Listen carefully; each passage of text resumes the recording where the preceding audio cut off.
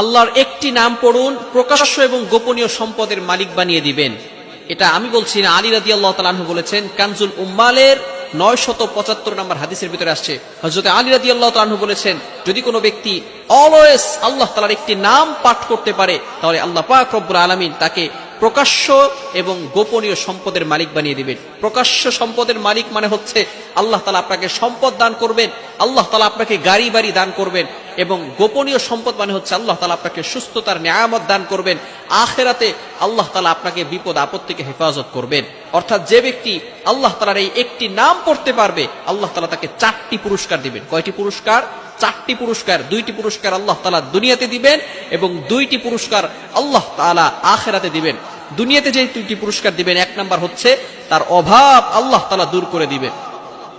আপনি অভাবে আছেন, কষ্টে আছেন, আল্লাহ তাআলা আপনার অভাব দূর করে দিবেন। আল্লাহ তাআলা আপনাকে কারো প্রতি মুখাপেক্ষী বানাবেন না। একটা কাঁচা মরিচের জন্য আপনি কারো কাছে যাবেন না, যদি আল্লাহ তাআলা আপনাকে সম্মান বাড়াতে চান। 1 নাম্বার হচ্ছে আল্লাহ তাআলা আপনার অভাব দূর করে দিবেন। নাম্বার 2, দ্বিতীয় নাম্বার হচ্ছে আল্লাহ তাআলা আপনাকে সমাজে প্রতিষ্ঠিত করবেন।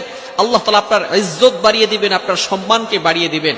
এই 2টি পুরস্কার আল্লাহ তাআলা দুনিয়াতে দিবেন এবং আর 2টি পুরস্কার আল্লাহ তাআলা আখিরাতে দিবেন।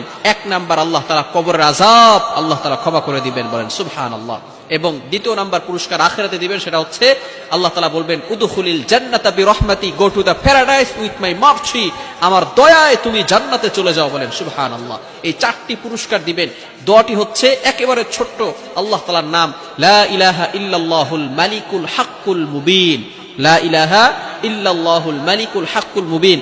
এই নামটা আমরা পড়তে পারবো না? যদি আমরা এই নামটা পড়তে পারি, আল্লাহ তাআলা 4টি পুরস্কার দিবেন, প্রকাশ্য গোপনীয় সম্পদের মালিক বানিয়ে দিবেন। আল্লাহ তাআলা আপনাকে সুস্থতার নিয়ামত দান করবেন, ইজ্জত সম্মান বাড়িয়ে দিবেন, অভাব দূর করে দিয়ে আল্লাহ তাআলা সম্পদের মালিক বানাবেন, সমাজে প্রতিষ্ঠিত করবেন, কবরের আযাব বন্ধ করে দিবেন।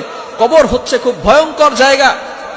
মানুষ যখন ইন্তেকাল করবে, মৃত্যুবরণ করার সাথে সাথেই আল্লাহ পাক রব্বুল আলামিন মুসলমানদের জন্য এমন একটা বিধান দিয়েছেন, ওইখানে তাকে দাফন করা হবে কবরস্থ